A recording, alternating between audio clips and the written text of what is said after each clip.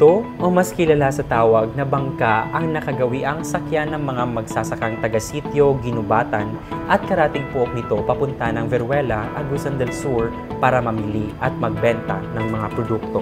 Kanyag to, lisod yun kami kay Baruto. Itabok na mo dito sa tabok. Baruto. Bangka ang among sakyan.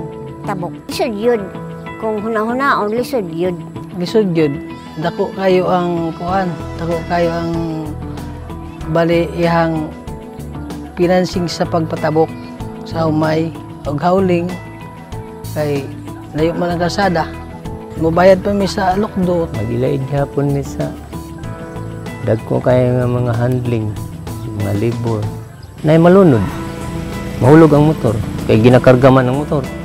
Hulog. Nya katong motor na mga bugas sa karga. Abono, delikado. Mabasa ang mga bugas kay dito man sa tabok ibaligya. Hindi na makwartahan.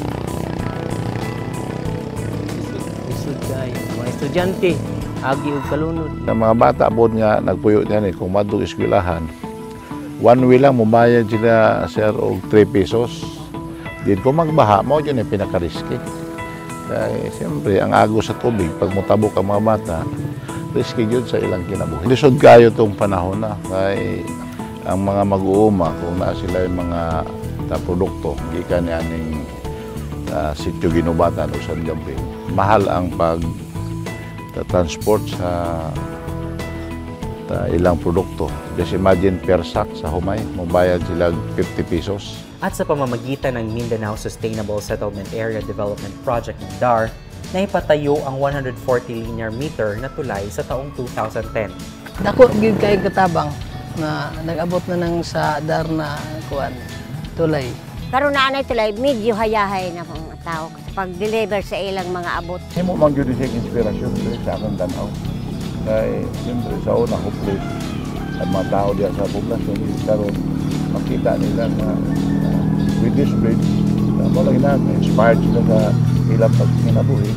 I-believe nga sa panahon na siguro sa ilang pagpaningkamot para masinso pa yung nabuhi, makapaeskwela sa ilang mga kabataan. Naging mas mabilis ang transportasyon ng parehong tao at produkto. Aasahan na ang mas malawak at mas mabilis na pag-unlad. Medyo hayahay na karon kay naa na may tulay na ikarsada, kompleto naman. Siyempre, nalipay ni. Kay naa na may tulay. Masaman kay di malipay kay naa na may tulay.